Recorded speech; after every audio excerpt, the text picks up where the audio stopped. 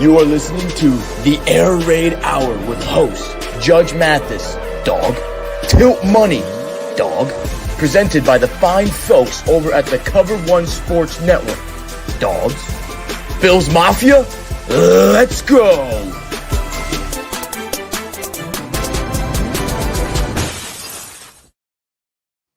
Welcome in, ladies and gentlemen, to the Air Raid Hour as we keep it's going to be like 3 or 4 hours tonight of live Buffalo Bills coverage rolling. Thank you to the people who have tuned in so far. And I want to say a quick thanks to the Going Deep pod for giving us about an hour of what is typically their time to come on here and give our post-game reaction and our post-game thoughts to the Bills' 41-7 victory against the Buffalo Bills on Monday Night Football.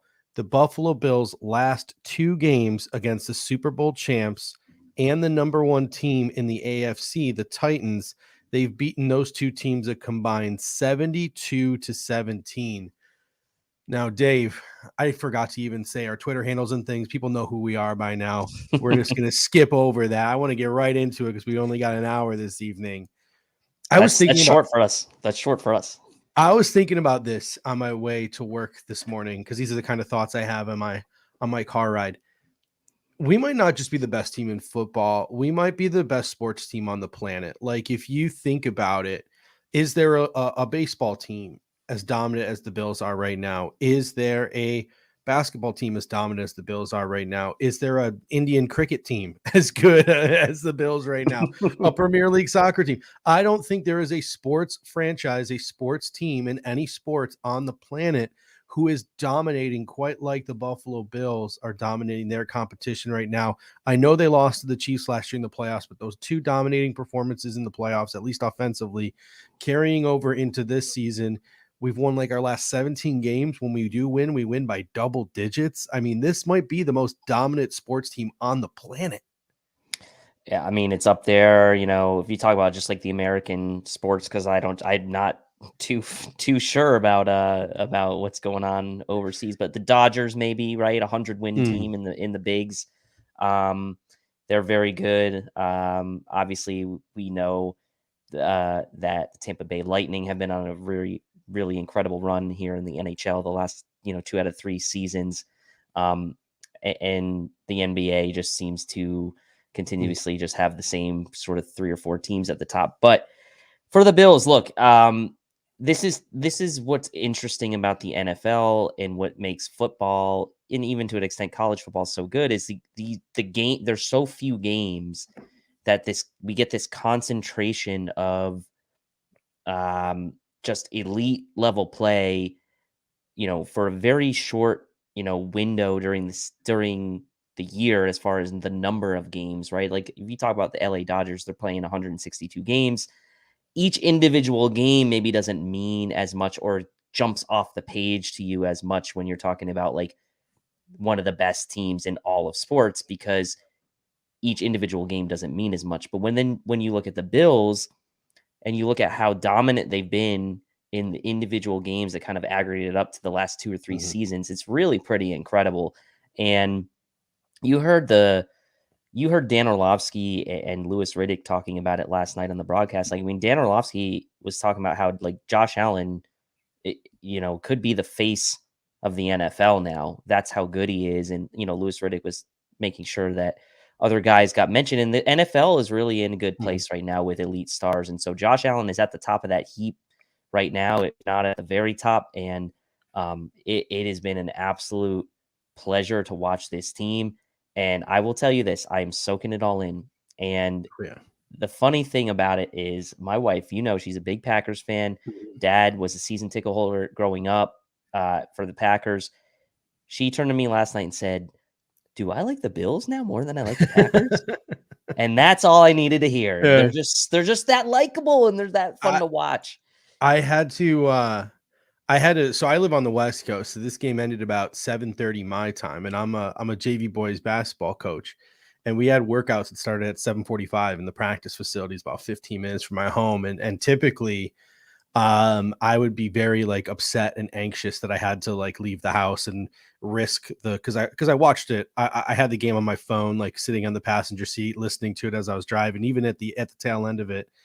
And my wife was like, "You seem very calm, cool, and collected leaving the house. Normally, you'd be like a nervous wreck leaving the house with this game still on." And because my wife doesn't watch a lot of sports. I'm like, "Babe, this game has been over for an hour already. Like, it's absolutely incredible." And then just coming in to go to that practice last night, and even some of my students now.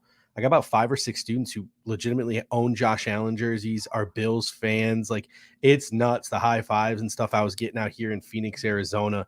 Truly incredible, soaking it all in. And speaking of incredible, we're going to get to Josh Allen. But before that, this show is brought to you by Picasso's Pizza. 4 great Western New York locations in Williamsville, West Seneca, Blaisdell, and Lancaster. Buffalo Pizza since 1980. Order online at picassospizza.net. Have it shipped anywhere in the United States. It tastes just as good as fresh from the restaurant. Again, that is picassospizza.net. Josh Allen, 26 for 38, 317 yards, 4 touchdowns. He had another carry for 10 yards. Only one carry in this game for 10 yards. Gave us another hurdle, the side hurdle in this game. In his last 4 games, he's 10 of 131 for 1,200 plus yards, 16 touchdowns and 2 picks. I'm not going to sit here like the folks over at Fox Sports 1, Joy Taylor and Emmanuel Aiko, this morning, who just absolutely embarrassed themselves on national TV by screaming back and forth at each other over who's better, Patrick Mahomes or Josh Allen. They're both great. They're both elite. Let's just enjoy them both for who they are, but just shine a light on how incredible Josh Allen has been for the Buffalo Bills over this last 4-game stretch. And literally, Scott Pioli was on NFL Network this morning. Now it's about consistency. He's been incredible. Now he's just being incredible consistently, which is the next step to becoming just the superstar that he is.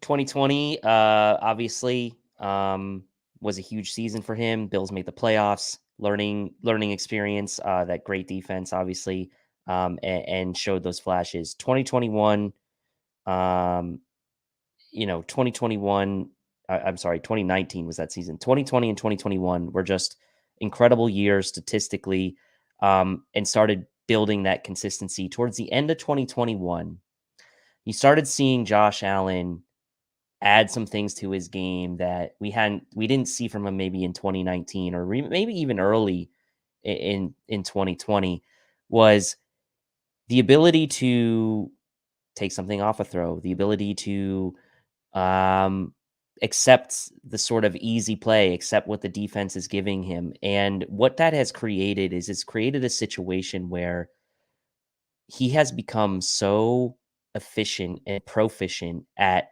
managing this offense that you never feel like the Bills are out of it from a down and distance standpoint, because their offense is just capable of ripping off 15, 20 yards at a clip. And so it all culminated to me in kind of thinking about one play and like why you don't do this to Josh Allen. The Titans, I think the Bills got called for holding or something, and I think the Titans declined it, and the Bills ended up in like a 3rd and 14 and ended up converting after I think the Titans ended up jumping off sides and made it a little shorter. But, Louis Riddick and the guys, they were questioning like, well, why, why would you decline that penalty? Why would you not push the Bills back and make them go further? And that kind of sums it up to me. Like, when it's 3rd and 14 and you're still fairly confident, like a decent chance that the Bills are going to convert that's when you know that you've got the guy running the show that is at a whole nother level than pretty much the rest of the league. And he's become so efficient and in his ability to go through, take his reads, go through the reads and take what the defense is giving him, is just open up a whole nother door and ceiling to this Bills offense. So, I mean, what can you say? Just absolutely incredible. And he deserves the light that's being shined on him. Yeah, someone had a great comment. Ralph Wilson Sr. had a great comment about kids in Arizona. He said kids couldn't find a Murray jersey in a large. That's why they're wearing a Josh Allen. But yeah, you hit the nail on the head there. Like, there's just not too much more you could talk about Josh Allen. He's he's just absolutely incredible the way he's been performing. And every week I just sit there sometimes. And like even during this game, like I literally like I live tweet most of our games. I literally had to put my phone away for like an hour and I just had to sit back like at the beginning of that second half and just enjoy like what it was. Like this day and age where you can't get your eyes off of your phone, off your screen, right? Like I had to put my phone down to watch Josh Allen play quarterback. Like what he was doing in that second half, how he put the Tennessee Titans away, how the Bills put the Tennessee Titans away. When you watched so many other teams this week, like the Raiders and the Ravens, take their foot off the gas, the Buffalo Bills just kept going and they just really steamrolled the Tennessee Titans there with a 24-0 third quarter.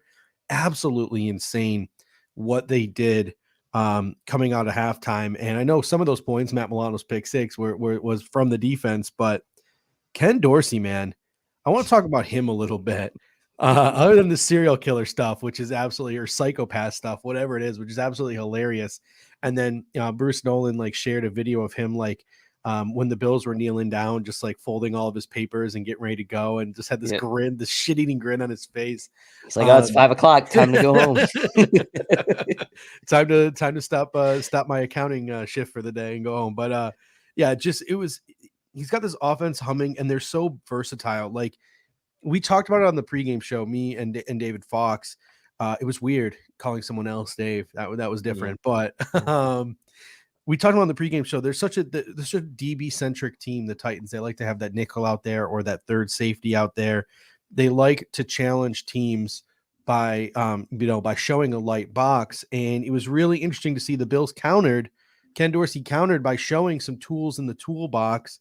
He went heavy, whether bringing in Reggie Gilliam, bringing in Quentin Morris. I know Dawson Knox got dinged a little, and I have to go back and rewatch to see just how much of it was 12 personnel, but it looked like there were some instances where Quentin Morris was out there with Dawson Knox early on as well. And it's not like they ran out of it. They did on a couple of occasions, but you just saw so many motions and shifts and different personnel packages. And we went heavy with the tight ends and the fullbacks. And despite all of that, we still threw the football. It wasn't like we were bringing those guys out there like it was 1985 and trying to run the ball down teams' throats. I mean, it was absolutely incredible. It was absolutely a sight to see just the chess match that he was playing with the defensive coordinator of the Tennessee Titans and Mike Vrabel. And he just kept them on their toes that entire game. If it wasn't for some inconsistencies on some third and shorts, that game could have been a little bit more out of hand in the first half. What were your thoughts on just Ken Dorsey and what he's brought to the equation so far through two games? I mean, really mixing it up, right? I mean, Eric put a great stat out on Twitter today. I mean, Josh Allen threw all of his touchdown passes from play action. I did like that they mixed him in under the center a little bit, and play action out of that really worked well. What I've been noticing too is it's a lot of plays that seem to be designed to, get the ball out of Josh's hands quickly, which I think is, obviously you take the good with the bad with that, because you obviously like to get some of those long developing plays down the field. And they did have some of those later in the game, but certainly early on it was, let's get the ball out of his hands quickly. Let's, take some first downs, get some first downs. Let's move the ball down the field. And I mean, this is why against the Rams, he started like 10 for 10 passing or whatever it was. And why his completion percentage right now is as good as it is, because I mean, teams are scared of this offense, and Ken Dorsey knows that. And so he's mixing in plays that he knows are going to get them cheap yards. And that's the reality of the situation is that teams are so scared of the Bills, just either Josh running for a big play or Diggs beating them downfield, or even, no, Gabe wasn't playing tonight, but the threat of Gabe Davis downfield when he's in there, that has really opened up a lot of things underneath for the Bills. And you saw some of that with Isaiah McKenzie, even Diggs underneath, Dawson Knox as well working underneath. So I really like how Ken Dorsey is kind of like, he's not sitting there saying like, hey, we have to hit a home run every play. We're going to take our shots, but like, I'm fine collecting first downs and just getting into the red zone and then scoring. And so definitely like that from Ken Dorsey. And the biggest thing I think the takeaway from two games is like, this guy is not out of his league. I mean, if anything, he's like delivered probably more than, at least for me, more than above expectations so far.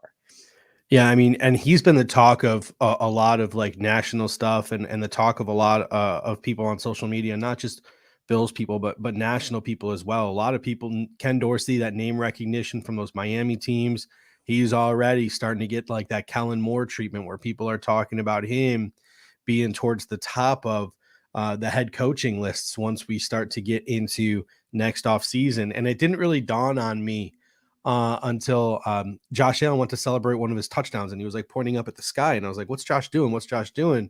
And he was signaling to Joe Brady like, "Go up top," and they both jumped and gave each other a high five. I don't think any coach in football made a smarter decision this offseason than Joe Brady coming to Buffalo to be the quarterback's coach, because the way Ken Dorsey is going, he might be out of here as offensive coordinator after this year to be a head coach, and Joe Brady is just waiting in the wings to possibly take over for him. So it'll be interesting to see if maybe the Buffalo Bills, Sean McDermott understands, he understands how this business works. He just lost his first offensive coordinator. Maybe he understands how much this business, how this business works, and is trying to do everything he can to make sure Joe Brady is ready for Ken Dorsey to pass the torch next season, if that is needed. Jason M comes in and says over under Brady being the OC within 2 years. I would take the under. I think it would be an under 2 years. If the Bills win the Super Bowl, Vegas, I'd take it as well. If the Bills win the Super Bowl this year, and Mhm. in doing so continue on this trend, and they have a great offensive performance in the Super Bowl, that's as good as guarantee that Dorsey's going to get a head coaching job. I mean, guys like Kevin O'Connell get head coaching jobs, and Dorsey's probably in that same vein as like a Kevin O'Connell. So, look, I mean, he's got a chance. So make it count this year while you got him, and be happy if you're a Bills fan that, being made the push to keep him, right? Because there was a chance that he was maybe out the door as well. So glad that he is here for sure. Yeah, a couple people talking about the running back room in the comment section. So I want to get to the running back room here real quick before we get to Stefon Diggs and his monster day. Jason Taylor said at some point during the season, we may need a competent run game. Would like to see that get going. And Connor C comes in and says, what are your thoughts on James Cook thus far? This is what I've got. Like, that's the one thing that bugged me about this game was, and kudos to Sean McDermott, because it also highlighted Sean McDermott's third down aggressiveness, which was awesome. Like, Josh Allen didn't even flinch. Like, the Bills weren't even really thinking about punting this whole game. It was just like, let's go, let's go, let's go. Like, this team is now allergic to punting. It was incredible. But that's sort of a side note to what we're talking about here. That running back shuffle between Singletary and Moss, and then a little bit of James Cook, the inabilities to pick up 3rd and 1 using the traditional running back, a lot of that was evident in the first half of this football game. Our offense, obviously, it's so overwhelmingly good that it made up for that. I mean, we went an entire quarter without running the football from like 5 minutes into the second quarter to like 6 minutes into the third quarter. We literally didn't run the football. So how long can you sustain that as an offense? We might find out early on here in the season, but Cook went 11 for 53. That was all garbage time. Motor went 6 for 19. Moss went 3 for 17. I was convinced that Singletary would get a bulk of the carries today because of the inconsistency last week. That was not the case. What are your thoughts? And were you surprised at how the running back situation was handled here in week 2? A little surprised. A couple big negative running plays obviously kind of took the wind out of the sails at some point. And I mean, Caden's right here. Stop forcing someone to take Singletary spot. He's our RB1. But I think the Bills generally, I kind of agree with Jason here. They tested it a bit, and wasn't really working that well. I mean, they still ended up running for over 100 yards as a team, but like you said, a lot of that was because of garbage time, the big run Cook got at the end, but also Josh didn't run either. So that 100 rushing yards really was predominantly from the running back. So overall, like, yes, if you take James Cook's big run out, they didn't run the ball all that great, but a couple nice runs. Singletary had a couple like a nice run. Moss had one nice run. Cook had the big run. So it wasn't all bad, but I think the Bills I do think the Bills looked at it early on and said, like, this is probably not the way we're going to beat this team, running into the teeth of Jeffrey Simmons, and knowing that, like, this isn't necessarily the strength of our team as it is. And I think they just went with what was working. And I think Ken Dorsey, you know, he mixed in courtesy runs. That's how I'm going to phrase it, right? They were courtesy runs to just kind of somewhat keep the defense honest. But I don't think there was any after the early tests. I don't think there was any ever real intent for the Bills to continue pressing the running game. So from that standpoint, I wasn't too upset about it, because this is kind of like what we see from time to time with this Bills team, right? They have games like this. If there's been multiple games like this in the past 2-3 years where this happens, and then the next week they'll come back and Singletary will have a nice, like, 8 carries for 50 yards. So it's like, it's just going to happen, right? It's just not what that team is. Cook did have a couple nice runs. He did have that nice first down run at the end to kind of seal the game. If you want to count that as a nice run, like, he did fight for that yardage. Didn't think he looked super comfortable early on. Maybe that was jitters from really not having any touches on the season. But I think as it progressed, and I know it was garbage time, he did look a little better and a little bit more decisive. So there is hope there. I mean, again, it's just his second game, and again, very minimal touches for him so far. Action Jackson comes in with a great comment. He says, running game will depend on the opponent and matchups. I think Tennessee just showed zero ability with all those injuries that they had in their secondary. They showed zero ability to be able to defend the passing game. So why stop throwing? I know I went into, and I was watching Mike Vrabel's post-game press conference, and all of the Titans fans were just, and this is a guy who was what, our first or second round pick a year ago. Cut Caleb Farley. Caleb Farley needs to go. Cut Caleb. Like, it was cut Caleb Farley was every other comment in the comment section as I was watching Mike Vrabel's press conference. So, the Bills definitely took advantage of the injury to Fulton and what was going on in that Titans secondary. And they were getting people to creep up too. Like, it was heavy personnel, but they were still throwing the football out of those sort of heavy packages and spreading them out and being creative and being multiple. I do think the blowout was good for James Cook, because I agree with some people in the comment section that after that fumble, he might have been a little bit shook. So getting him those 11 carries at the end of that football game, I think, is going to go a long way to making him feel more comfortable, making him feel more confident, and hopefully he can start contributing sort of when the game is in hand or when the game matters as the season progresses here. Before we get to Stefon Diggs, because I did say Stefon Diggs was next, there was one statistic I wanted to share out, because this is something that dawned on me about, I don't know, like 45 minutes before the show. I feel like last year we had the conversation almost regularly the first half of the season. Like, this football team does not come out of the locker room at halftime prepared. They are not a very good third quarter football team. Oh, the third quarter comes back to bite the Bills again. Oh, the Bills have to come from behind because of a miserable third quarter. Oh, the game is still close because the Bills had a miserable third quarter. We had these conversations again and again and again about the Buffalo Bills and the third quarter. Well, through 2 games this year, 24-0. That's just an absolute shellacking in the third quarter of the Tennessee Titans. It was only 7-0 the third quarter against the Rams, but I think they scored early into the fourth, so most of that damage was done in the third quarter. So through 2 games, the Buffalo Bills are 31-0 coming out of halftime in the third quarter. I mean, that is just a night and day difference. Talk about just the team, like, talk about how this coaching staff is not getting out adjusted at halftime. Well, I mean, so go back to week 1, right? And you're like, okay, the Rams get that the Rams get that field goal before the half, tie the game, and you're like, okay, like, the Bills really need to get some momentum back. Like I said on Twitter, like, really, to get this momentum back, 3 and out and get the ball back and score. First possession, Rams 3 and out, Bills get the ball back and score. Titans coming out of the half, first possession, Bills, they only let them get 20 yards, 5 plays, force a punt. Next possession, the Bills score a touchdown, 7-play, 80-yard drive. So, like, in 2 games where the Bills didn't even get the ball coming out of the half, that defense essentially created the defense and offense combination of stopping a quick drive from the opposing offense and then scoring on the very next possession has really set the tone in the first 2 games here, as far as, like, getting that third quarter monkey off your back, so to speak. And so I think that early first possession momentum has really done wonders for the Bills starting out these second halves. And I think that if they can continue to kind of show that sort of like,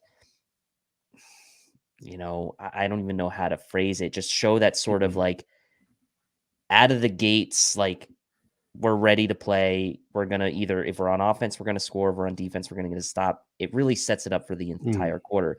Now, I don't know how much of that is adjustments necessarily on that very first possession, but I will say it does help set the tone for the entire quarter. So we'll see if that continues. And like, be very interesting to see. The Bills so far through 2 weeks have received the ball first, and therefore the opposing team has gotten the ball starting out the second half. So we'll see if that trend, like how that might shift throughout the course of the season, if the Bills get the ball first and so on. But I don't know if the Bills have won the toss yet, but it seems like the Titans did not want us to double dip. Like that seemed to be I think other coaches, they didn't. Vrabel even said that, right? They said that they talked to Vrabel and they said they wanted to get the ball coming out of the half. I mean, most teams do, but like they said that on the broadcast that he mentioned that. Yeah, it almost seems like teams are realizing that Sean McDermott is a huge proponent of this double dip, and he's something that he focuses on with this football team, and that's when they're trying to prevent the Buffalo Bills from being able to do. But I think it's 2 weeks now. They've 3-and-outed the team and then went down the field and scored a touchdown that next drive. So they kind of double dip with just a little bit of defense involved. Chewy Baca comes in and says, "Hey guys, is Shakir McDermott's doghouse? I know he had that missed block, but really, and I think really would be referring to, he might have had one target, but he definitely had 0 catches in this football game. I don't think he's in McDermott's doghouse. We talked about this on the pregame show. My expectation was that Jake Kumro was going to fill that spot vacated by Gabriel Davis, because it was pretty clear and evident that the Bills' game plan was to show heavy.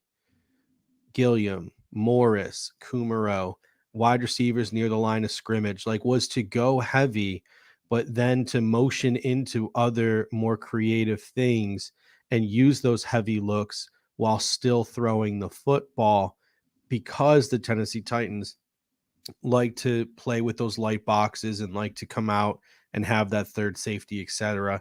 I think every single thing the Buffalo Bills did was concise and it was calculated. And when Gabriel Davis went down, I think Jake Kumro just slid right in, because they have a similar figure, because I think they have a similar temperament in the run game that just Khalil Shakir does not have. So I think that Jake Kumro, a guy who was in a lot of dog houses in training camp, we saw him make the team because of special teams, but then you saw him on the field this week because of his temperament in the run game. So it just goes to show you the different variables. It's not just about who is the best pure wide receiver in a wide receiver room. You have to have an eclectic mix and assortment of people to construct that room. And Jay Kumro is he's just like the perfect wide receiver 6, right? Like he 4-phase special teamers. He does that dirty work in the running game. And, you saw him, go down the field and do those things that he did. Can he do that consistently? No, but he can make a big play or two when called upon, like he did in this football game. So just a shout, we got to Jake Kumro before we got to Stefon Diggs, but just a quick shootout to Jake Kumro here. McKenzie 2 for 37, Crowder 1 for 16. Just sort of guys just doing their thing, and it's crazy. It's just absolutely crazy that the Buffalo Bills have an alpha wide receiver. I mean, we've had some good receivers since Andre Reed, right? We've had Stevie Johnson, Lee Evans, Eric Moulds. We've never had this. I mean, this has just been absolutely incredible. He was 8 for 122 and a touchdown versus the Rams. And then with no Gabriel Davis, he was 12 for 148 and 3 touchdowns. We talked about last year, like Stefon Diggs was targeted plenty last year. In 3 quarters, by the way. Yeah, in 3 quarters with a word. Stefon Diggs was targeted plenty last year. There was no issue with how many times he was targeted. It was like top 10 in the league. He's had 160 plus targets back-to-back seasons. So, but it still didn't feel like enough. Like it was enough, but it didn't feel like enough. And this year, it certainly feels like he's getting his fill, and the Buffalo Bills are targeting him and making sure he gets the football. And I don't know, and I want your take on this. he's got, I don't know who said what to him this offseason, what national pundit ranked him like third best route runner or whatever it is. Stefon Diggs has just some kind of chip on his shoulder this season. He seems extra motivated. He seems like that Michael Jordan meme. He's taking this personally. Like, this guy seems like a man on a mission. He was showing last night why he's the best route runner in the NFL. What were your thoughts just on Stefon Diggs? And is it just me, or does he have like some kind of chip this season on his shoulder? He's playing like he's taking things personally. He does, but he's always had a little bit of that. Even like, I mean, with the Bills, he's always kind of, well, first year with the Bills, obviously wanted to prove that they made the right call in bringing him in, and that was clearly the case. Last year, I think maybe he felt like a little underappreciated, even though he still had an amazing season. And folks were, pundits were kind of putting him, in that bottom of the top 5, which is, for him, that's disrespectful. The temperament that he has, the combination of his temperament, toughness, ability to run routes, his hands, like, I honestly could say, like, I could make the case he's the best receiver in the NFL, better than Cooper Kupp, better than Devontae Adams. Like, you can make the case he's the best receiver in the NFL. And the fact that you can even have an argument that he is just shows you how much of an alpha we've got. I mean, 20 catches through 2 games, almost 300 receiving yards already through 2 games, 4 touchdowns through 2 games. He's making his fantasy owners proud for drafting him where they did, and he's making the team proud because he just, we said this last week too, and he just brings this temperament and this toughness that you don't really see this in today's NFL wide receiver too often. I'm not saying it doesn't happen. I'm just saying that the temperament and what he has from that combination of toughness, chip, ability, it's a very rare combination. And like, some guys have speed, but they don't have the toughness. Some guys have the ability to run routes, but they don't have the speed, or they don't have like the chip on their shoulder. He's got everything. So, I mean, what more can you say? We are super lucky to have him, and it was kind of nice. I'm not trying to dig on Minnesota. I'm not trying to dig on them, but it was a little nice last night to see him outshine Justin Jefferson. Just say. I did not even have a chance to. The only Eagles Vikings I saw was that awful split screen that ESPN was trying to do for. I mean, it wasn't a good game. You didn't. At one point, Steve Levy tried jokingly calling Scott Van Pelt Hansen as like a red zone reference. I wasn't digging the score box in the upper left hand corner. I wasn't digging the split screen. We know the other game is on. If we want to watch it, we'll freaking change the channel. Like, I was not a big fan of the split screen stuff last night from ESPN. I'm a fan of the way they staggered the games. I thought it was cool. But I was not a fan of the way they were trying to promote each game while the other game was going on. It was weird, but yeah, what a great game from Stefon Diggs. And someone made a comment, I think it was Jessica Tennis. She said, he's able to play well, because the team is playing better and there's more weapons and you can't concentrate on him. That's what made his performance in this game even crazier, was the fact that Gabriel Davis didn't play. So he didn't have that. Jalen Ramsey week 1 and no Gabriel Davis week 2. So. And he's still putting up those numbers. But I want a quick shout out here before we move on to the defense. The tight end / fullback room doing the dirty work. Dawson Knox 4 for 41. Reggie Gilliam 2 for 17 and a touchdown. He had another target that just went over the tip of his fingers. That could have been another long gain. Quentin Morris had 1 for 6. We had numerous discussions last year where we talked about on this show, whenever they went heavy, whenever they brought Tommy Sweeney on the field, they just looked so awkward and rigid and uncomfortable, and it looked forced. This year, when the Buffalo Bills go to that heavy personnel, including Quentin Morris out there this week on some occasions, we had the 3rd and 1 issues in the running game, but for the most part, it just looked so much more natural, and the Buffalo Bills looked so much more comfortable and confident playing out of these heavy 12 and 21 personnel sets.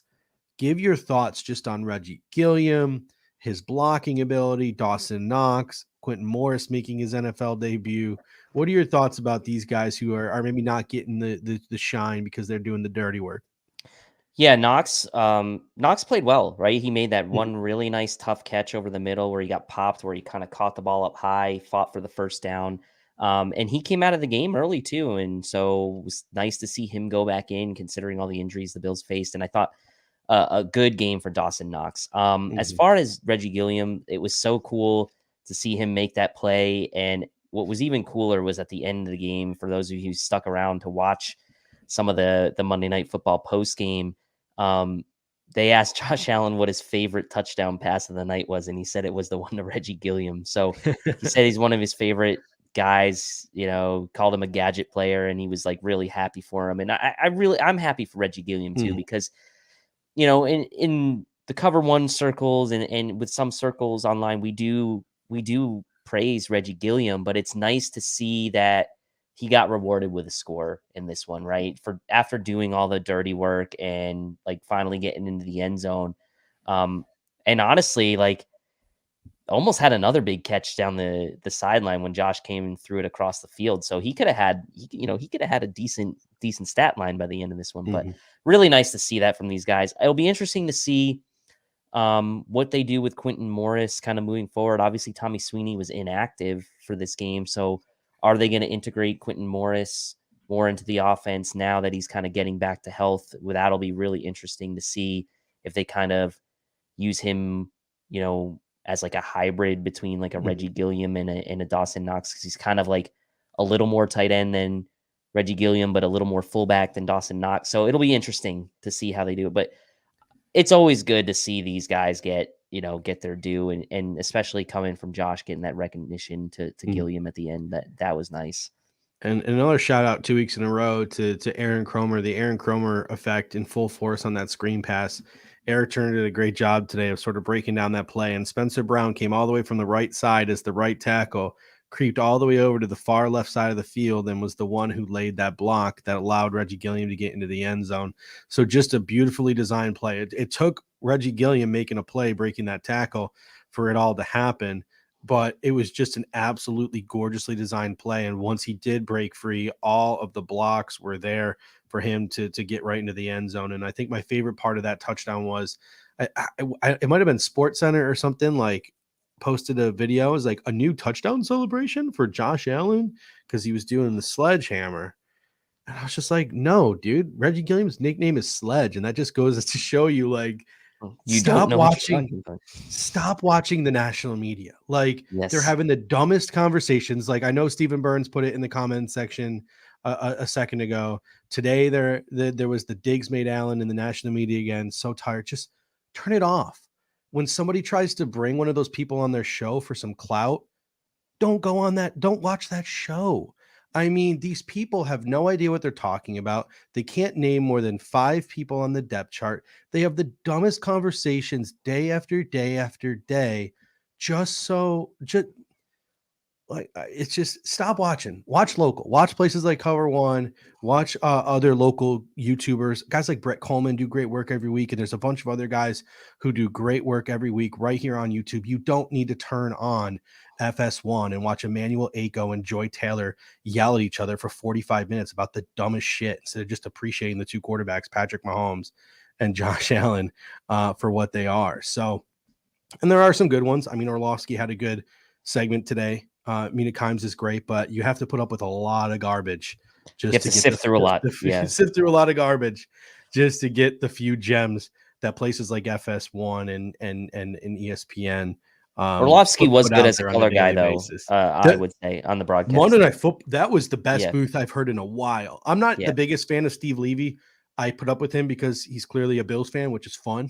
But he was getting on Orlovsky for not liking blue cheese, which was funny. Riddick and Orlovsky play off each other well, and they just give you insight that you don't hear from other guys out there. It's incredible. Like, they're breaking down plays in real time. Some guy, they're doing things that other people do 2 days later when the All-22 film comes out. They're doing it in real time on the broadcast. I thought they did an awesome job last night, other than I think Dan Orlovsky thought they were doing a pre-recorded segment, and he like fibbed at the beginning, like he screwed up.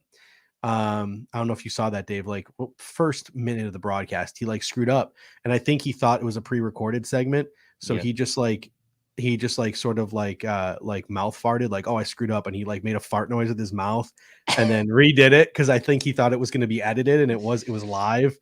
And that video went viral, so that was kind of funny. But yeah, the guy was truly a gamer too.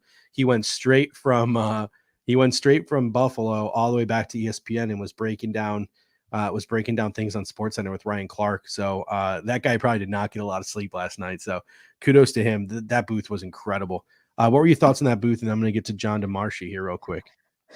Yeah, the booth is good. I'm not also like a huge Steve Levy guy. Like as Jessica says in the comment section, he's always kind of been a hockey guy at heart, but he's done an okay job.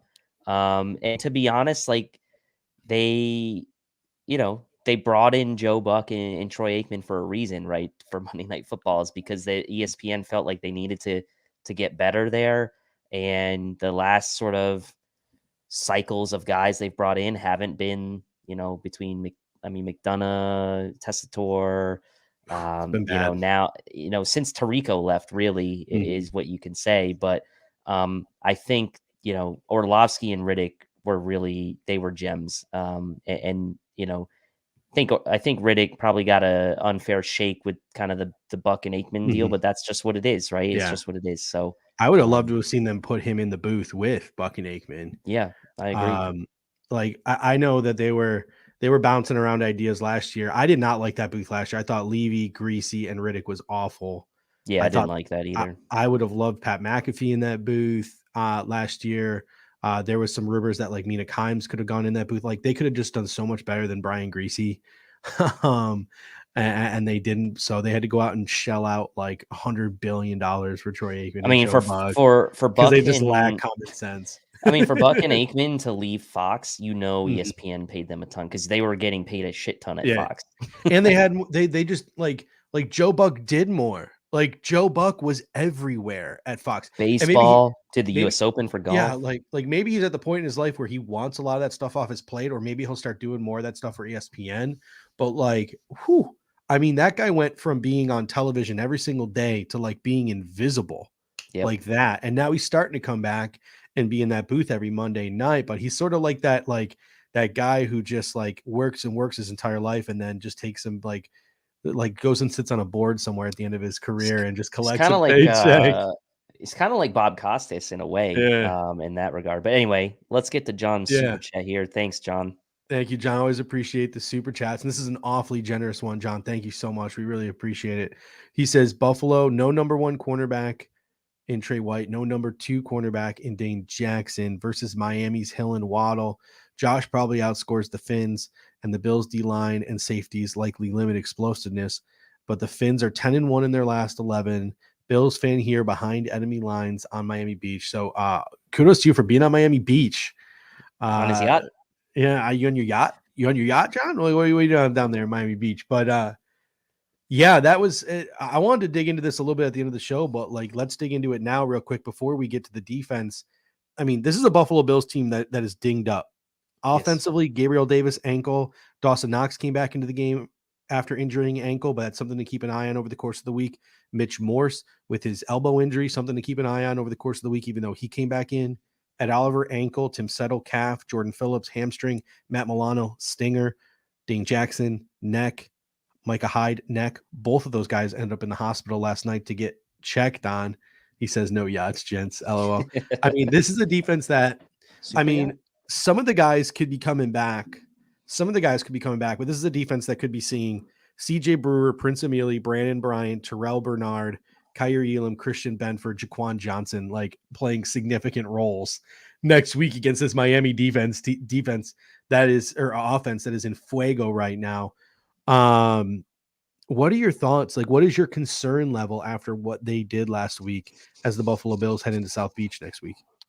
I mean, look, my concern level is moderate right now. We'll see kind of how the injury report shakes out. I'm going to try not to overreact too much to one game where the Dolphins were down big and I don't know what the Ravens were doing either. But look, The Dolphins have weapons. We said this going into the season. They have weapons, and I'm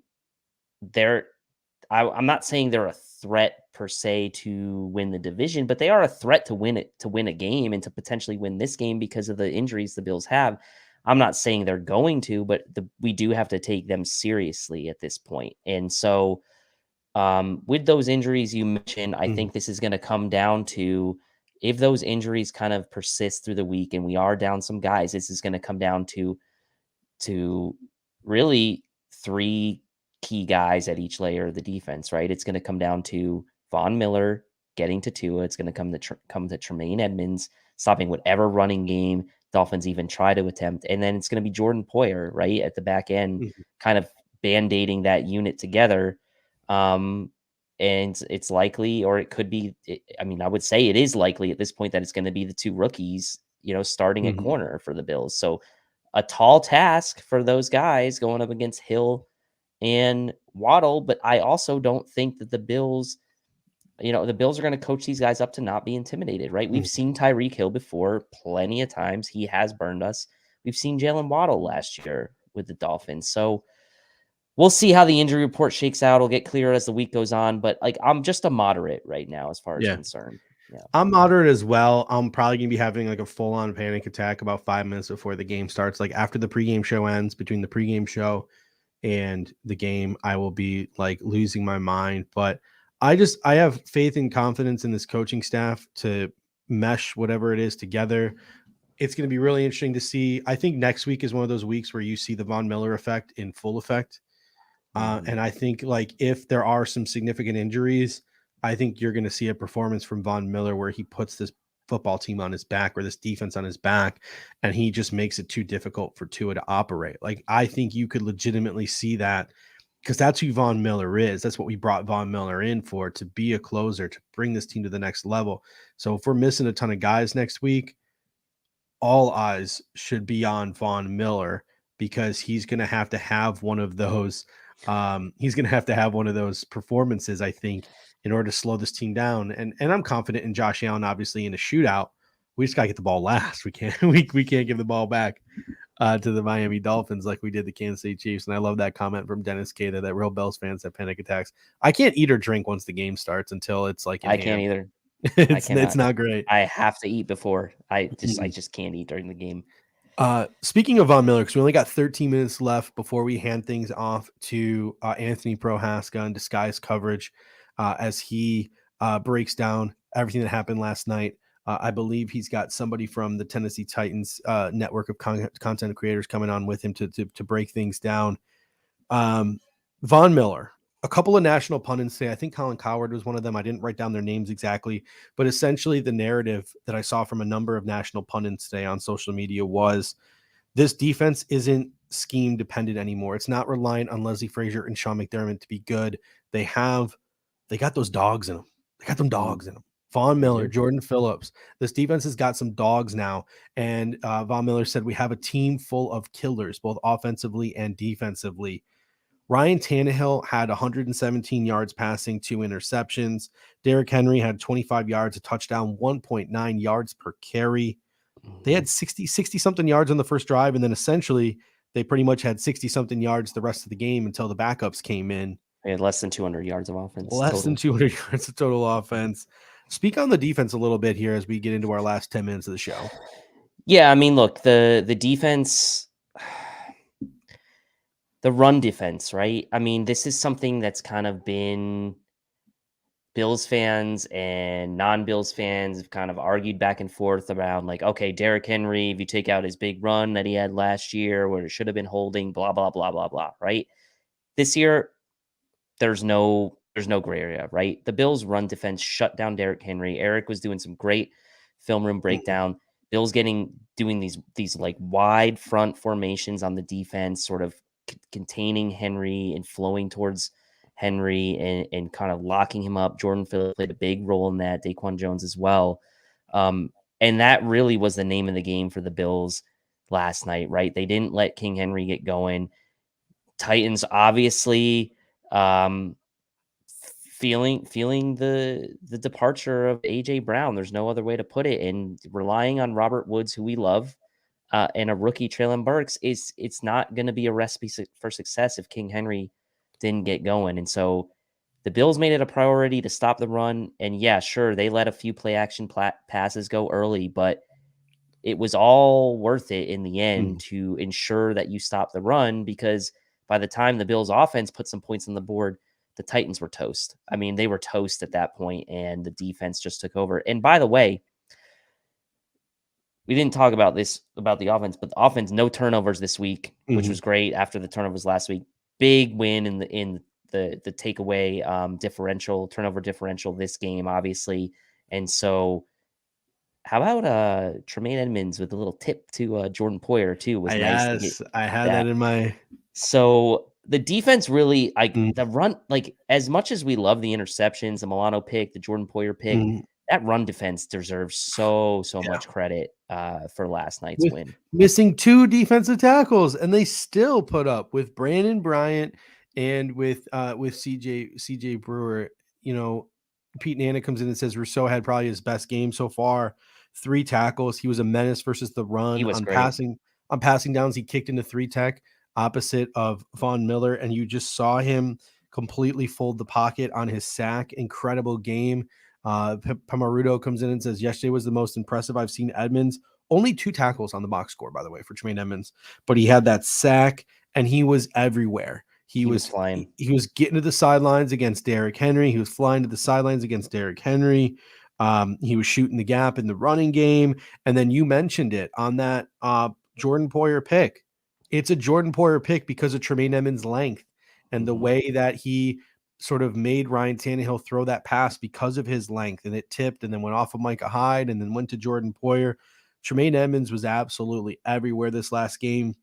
Matt Milano, 2 tackles, interception for a touchdown. He almost had another interception, and he was just truck sticking people to the point where he got himself a stinger and had to leave the game.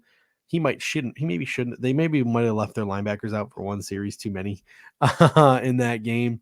Matt Milano couldn't help himself, and he got that stinger. Christian Benford, he really popped in the run game, had that huge, massive tackle on Derrick Henry, blanking on his name there for a second there. And Pat McAfee joked today, Jordan Poyer is on pace for 17 interception this season. Elam had a couple nice tackles in the run game as well. Elam had a couple nice tackles. 17 interceptions would definitely get Jordan Poyer the payday he's looking for this offseason. Milano, I think, was the highest graded player on PFF of all players in the National Football League this week. So, whenever the numbers are good, we put stock into it. Whenever they're bad, we ignore them. What just anything else stand out to you on defense? I know Milano, McDermott said that his interception was all film work. Like he knew exactly what Ryan Tannehill was going to do with that ball. Yeah, and they broke it down well in the broadcast on that as well. And yeah, other than like being a tad frustrating early in the game, gave up a couple of those 3rd and longs. They cleaned that up, and as McDermott said in that little very brief interview we had, it was like, look, we just gotta calm down, play fundamentals, and once they got settled in, they really did. The defense really took over. Like those 3rd and longs, you hate to see them give them up, but like there's like if that's all you're going to complain about, some couple plays in the first quarter where you give a first down, there's really not much to complain about. And Rousseau again is definitely worth shouting him out again, because he really looks like he could be developing nicely into that guy that we were hoping he was going to be when we drafted off the traits in 2021. So looking good. Last note I have here in my show notes, Sam Martin, 3 punts for 145 yards, 2 punts inside the 20. 2 of his punts were muffed because of the direction and the spin he put on the football. So quite a debut punting. How did we not recover that last one, by the way? Yeah, I don't know. We weren't paying attention. We were too busy celebrating the dub. Oh yeah, true. But before we head out of here, we got about 5 minutes left. If you saw Kyle Phillips muff that punt in the Tennessee Titans game, it should have been no surprise to you if you watched the Cover One pregame. We talked about how he muffed a punt the week previous.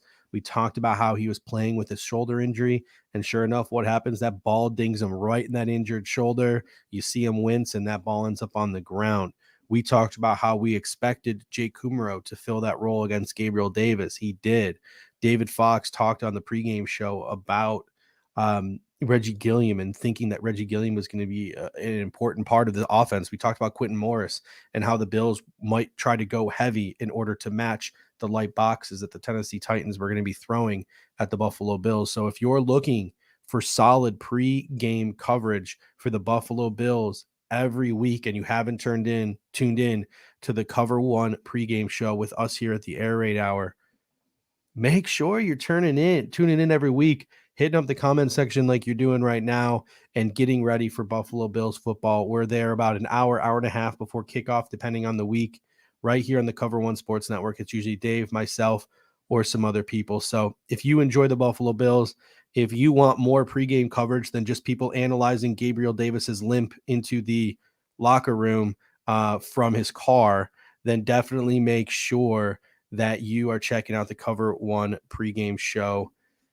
And also, before we head out of here, can't stress enough that the Cover One Pass, $57 a year, gets you exclusive members-only content, in-depth analysis, access to our premium Slack channel, which is we have some awesome conversations on, and you also get some nice swag as well. So, Dave, any final thoughts before we head out of here?